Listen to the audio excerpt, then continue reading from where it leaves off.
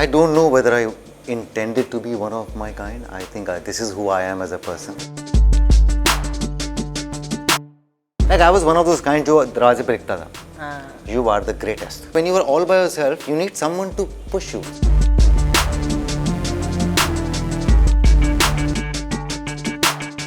Imagine when you are an actor and you come to Bombay, आप जा रहे हो हर ऑडिशन में 500 लोग, 600 लोग और सब के सब अच्छे मस्त बॉडी वाले, गुड लुकिंग, गोरे चिट्टे.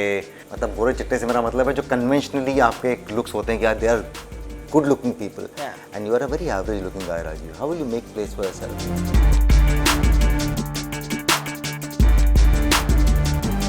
वो जो ड्रामे होते हैं कि नोट फाड़ के, especially sons and fathers, they have a relationship which is very complicated, volatile भी होती है कभी-कभी, you know that कि आप क्या समझते हो, मैं कमा नहीं सकता, आपने कमाया तो ये लो, ये रहे पैसे आपके, and then आपने पैसे फाड़ दिए उनके सामने जो पॉकेट मनी दी थी और वहीं थप्पड़ पड़ गया आपको, and then अब नहीं आऊँगा घर पे वापस. All of that drama happened, and then you left.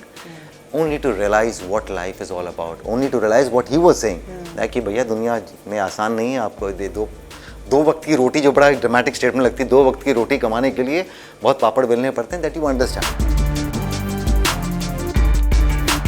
और मेरे बारे में मैं पढ़ता था कि ये बहुत ही एरोगेंट है, ये तो he is become larger for his boots. इसको लगता है कि अभी फिल्में करेगा. I know because you were offered a lot of money to stay back. Correct. एक बड़ी फेमस स्टोरी है जो मैं हमेशा कई बार बोल चुका हूँ. यानी मैं जब मैं छोड़ रहा था तो मुझे बोले जा रहे थे कि आप पैसा डबल कर लो, और मैं जाके बोला था मैंने शोभा आंटी को, मैम मेरे पैसे हाफ कर दो आप, सिर्फ क्वालिटी दे दो मुझे.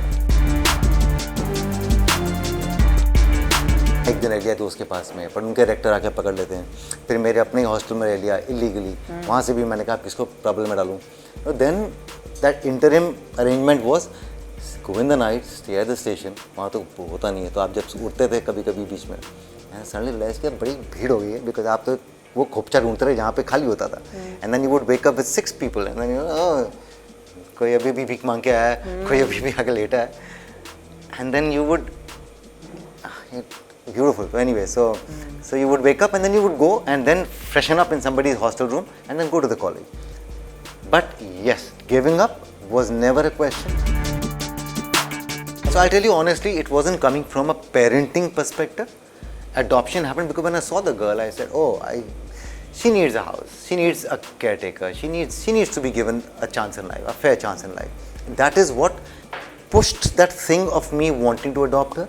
Not that I was that parenting वाली जो feeling होती है, वो parent वाली feeling नहीं थी मेरी. I asked her sister, can I have a number? Oh, cute. Yeah, and I was so nervous, embarrassed to ask for a number because मैंने लाइफ में कभी किसी का नंबर नहीं मांगा. मतलब वो पिछले 5-6 साल में तो मांगने की ज़रूरत नहीं पड़ी थी, और वो थोड़ा अजीब भी लग रहा.